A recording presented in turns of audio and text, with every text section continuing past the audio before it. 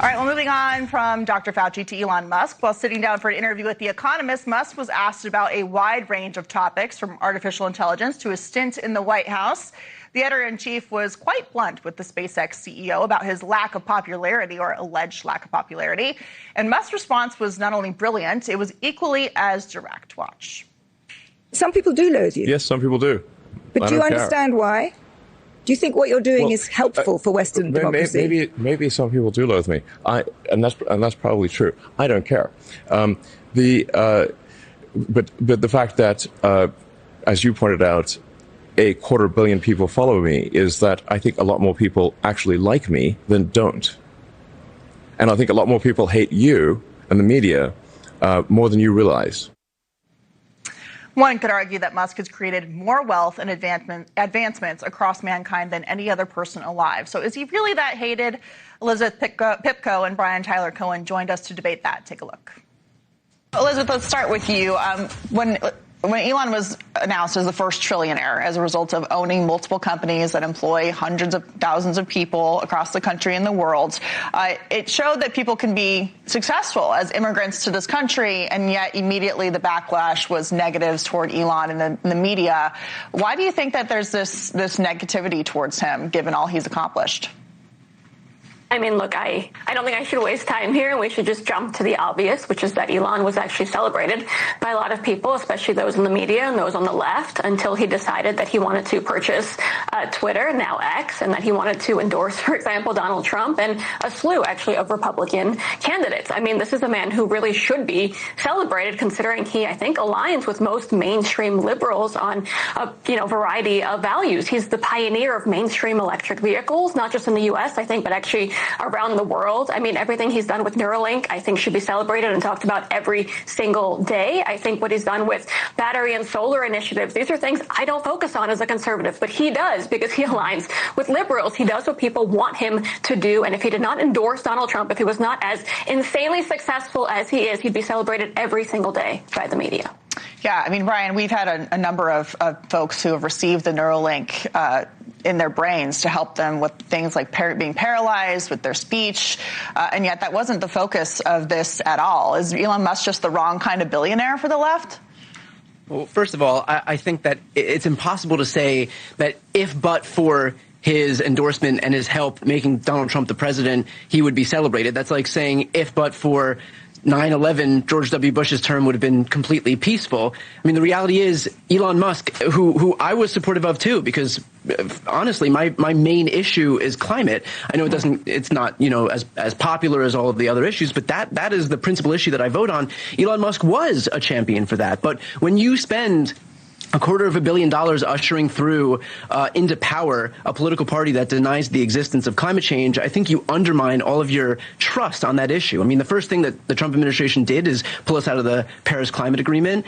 They, again, don't do anything to even acknowledge the existence of climate change. They heap trillions of dollars into the pockets of oil and gas companies so that they can continue to subsidize fossil fuels and dirty energy. When Elon Musk had DOGE, they took hundreds of actions to undermine climate and our enforcement actions in the realm of climate change in this country. So again, you can, and I think he does deserve some credit in terms of what he's done to mainstream the fight against climate change in this country. But to claim that he is still some champion after he's thrown all of his weight behind a Republican Party that has done everything it can to bolster climate denialism, I think that puts it on full display. All right, well, let's take a look at what was asked of Elon Musk in this interview when he was accused of being far right. Listen to this. And here are the principles. And tell me, which of these sound terrible? That we should have secure borders, that we should have safe cities, that we should have sensible spending. Which of those three are far right fringe? And I would like to just admonish you and the media for the absurd characterization of the far right. It is false and misleading and nonsense. So, Elizabeth, he also talked about how he voted for Obama. He was an Obama supporter. And then all of a sudden, the normal issues like border security, sovereignty, pro-business environment got taken over by the far left. And therefore, he's just a normal guy. He's not a far right ideologue. Well, he's not. And I can tell you honestly, Katie, how many people have called us far right or Nazis or anything else over the last few years. And as an observant Jew, I can tell you once I got Nazi, I realized none of the labels actually mean anything. Yeah. But for me, look, I am a daughter of two immigrants who, when they came to this country, were told, them and their families, to register as Democrats. I've watched with my own two eyes as the Democrat Party has changed. As my parents have told me, they didn't leave the party left them. And they are two of, I think, thousands of people who share that viewpoint. Look at how much has changed. Look at the fact that Tom Homan was celebrated. I think he was honored and recognized for his leadership at ICE under Barack Obama, and now he can't walk into a grocery store, he says, without being attacked. Look at the fact that AOC is now apparently in poll after poll the leading candidate for the 2028 nomination, something that never would have happened in 2008 or 2015, for example. I mean, this is someone who should be shunned for simply appearing with Hassan Piker anywhere, someone who would never have been embraced by Barack Obama. The parties have changed. The demographics have changed. The things that they embrace have changed. Anyone can admit that. You don't have to agree with me on any of the policy positions and what I think is wrong. You can just admit that none of this would have happened in 2008, and the party has completely turned upside down. But I think it's important to point out, too, that while Elon Musk is attacked for being a trillionaire, which his wealth, again, is in businesses, it's not like he has $1 trillion laying around in cash. When SpaceX went public, 4,400 of his employees became millionaires as a result of him building that company, which is a great way to grow the wealth of individuals without government force. But Brian, of course, President Trump has been at the center of the political universe, whether it's on the Republican side or the Democratic side, for over a decade. You have a new book out about this exact issue, when President Trump will leave office in 2 years. Tell us about what your theory is for what Democrats should do to move forward, especially given that a lot of their platform has been about combating Trump. My thought in terms of how Democrats should wield power moving forward is to not allow all of the institutions of government to stand in their way, as they so often do. I mean, we're seeing that Donald Trump doesn't have any deference to institutions or norms or processes or the filibuster. So you like getting rid of bureaucracy, then? He wants to. I'm sorry, say again? You want to get rid of bureaucracy, just like Trump?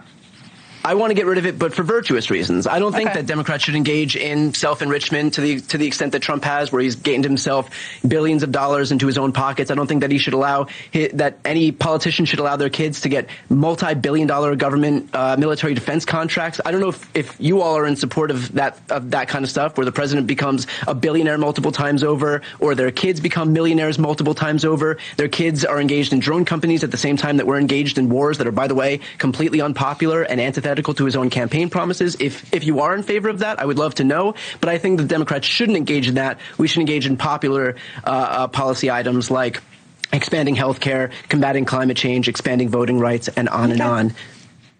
All right. Well, your book is out now. There's a lot there that we don't have time to get to. Happy to have you back soon, both of you, to debate this further. Elizabeth Pipko, Brian Tyler Cohen, thanks for being here tonight. Good to see you. Thanks. Thank you.